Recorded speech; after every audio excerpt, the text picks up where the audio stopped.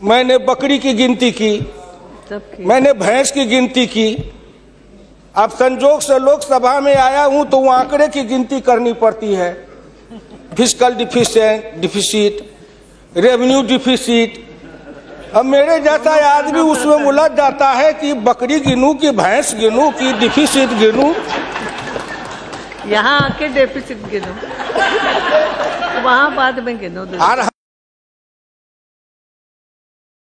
इसमें मेरे गांव की जो गरीब औरतें हैं, जो खेत में काम करती हैं, पसीना बहाती हैं, मिट्टी पानी में सड़ती हैं, उनके शरीर से बदबू निकलता है।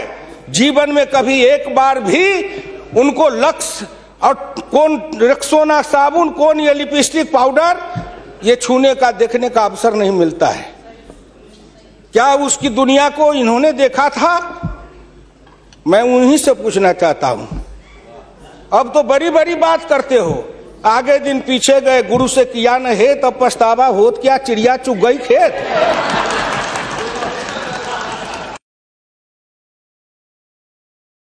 मैं 1977 में एमएलए बन के आया, इंडिया गेट के किनारे पैदल टहल रहा था। एक बड़ी गाड़ी में एक बड़ा कुत्ता जा रहा था, वो अपने मुंह को निकाल के जी लपलपाते जा रहा था।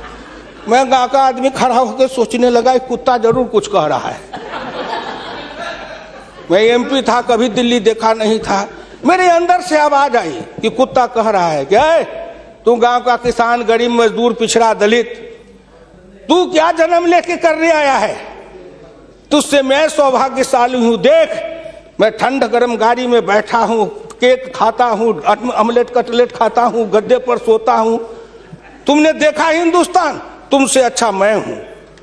उस दिन मुझे लगा कि इस हिंदुस्तान के बड़े लोगों के कुत्ते भी मुझसे अच्छी जिंदगी जी के रहे हैं, और मुझे उस जिंदगी से भी बदतर जिंदगी जिलाने वाले कोई नहीं है, आप हैं।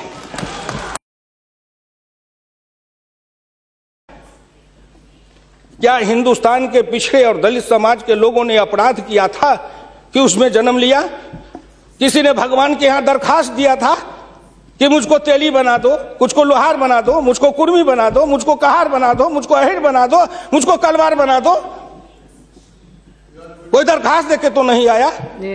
आज वित्त मंत्री जी को धन्यवाद देगा, प्रधानमंत्री को, कि उन्होंने बजट में कुछ ऐसी योजनाएं बनाई है जिससे हिंदुस्तान के जाति प्रथा के बंधन को ढीला करने का अवसर मिलेगा।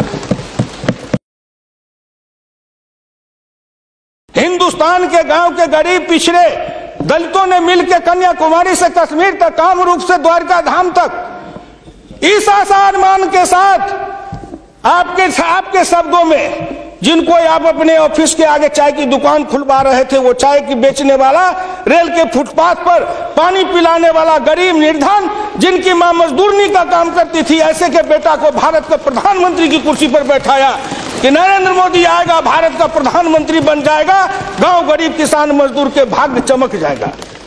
उन्होंने इसलिए सपना को देखा है। प्लीज वो हो जाएगा क्या? ये 9 महीना में हो जाएगा। आप नेता बोलते थे, मैं सुन रहा था, मुलायम सिंह आदरणीय बोल रहे थे, मेरे साथी हैं, बरसों तक समाजवादी आंदोलन में लड़े, कि 9 महीना में तो बच्चा पैदा हो जाता है।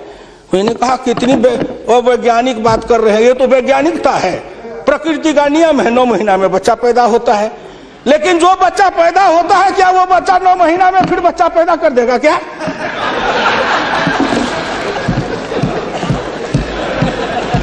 कितनी आप वैज्ञानिक बात बोल रहे हो? इस सरकार का 9 महीना हुआ, 10 महीना हुआ, सरकार पैदा हुई, अब क्या सोचते हो? आप क्या सोचते हो? इसलिए आपसे मेरी विनम्र प्रार्थना है,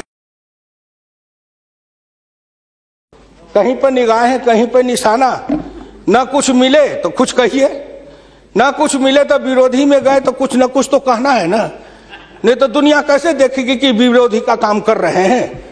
इसलिए आपसे मेरी विनम्र प्रार्थना है, अगर विरोधी का काम भी करना है तो आप अपने नेताओं को कहिए कि कुछ दिन हमारे पास आए, 6 महीना ट्रेनिंग दे देंगे कि हम विरोधी थे तो क्या करते थे। अरे नाटक भी करिए तो किसी डायरेक्टर से सीख तो लीजिए, जो गरीबी का डायरेक्टर है उससे सीखे नहीं, गरीबी का नाटक खेल रहे हैं। ये एक गांव में नाटक